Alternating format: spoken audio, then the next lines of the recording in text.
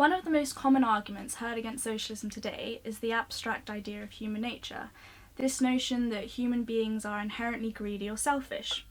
And it's actually an ideology that's used by the ruling class to justify their system. When 8 individuals in the world own as much wealth as half of the population, you can see how it serves well to perpetuate the idea that this is just the natural order of things and the way society is run. However, if we really consider human nature in the context of history and we look at humans over time, we'll see that humans have never really had a universal set of values to inform the way we live our lives. Modern humans have existed for around 200,000 years, and if we look at history, we'd see that this consisted of primitive communist tribes and societies in which there was no rich or poor. The class society that we exist in today is in no way an organic development of this. The ruling class of ancient Rome and Greece, for example, thought it was in their human nature to keep human beings as slaves. This isn't an idea that would hold well today. In the UK, for example, we currently live in a society in which 4 million children live in poverty. Is there anything natural about this? Since 2010, the number of people using food banks has gone from the tens of thousands into the millions. Is there anything natural about that? In the Grenfell tragedy, the death toll currently stands at 79. This is a number that's likely to increase. It was the need to cut costs that caused this tragedy. Capitalism is the crime here. Is the greed of property developers natural, and should we accept this?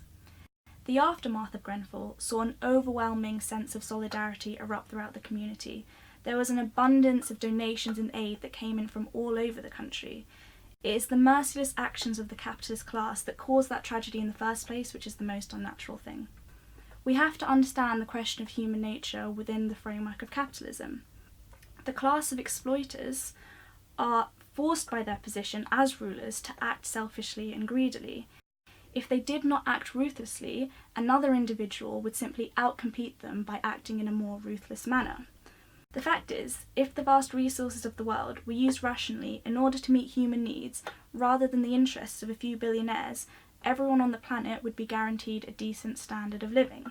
There is no need for homelessness, for hunger, for war, or for unemployment. This is not the way society has to be, and we have to destroy the system that allows all of these problems to fester.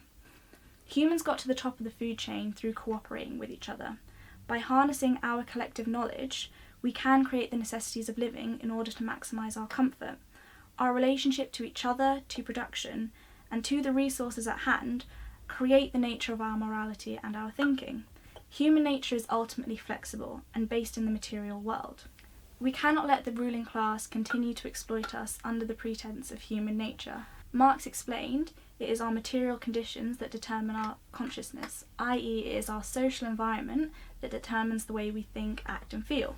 The dominant ideology in society today is that of the ruling class. That is one of greed and corruption, but we can and must overcome this.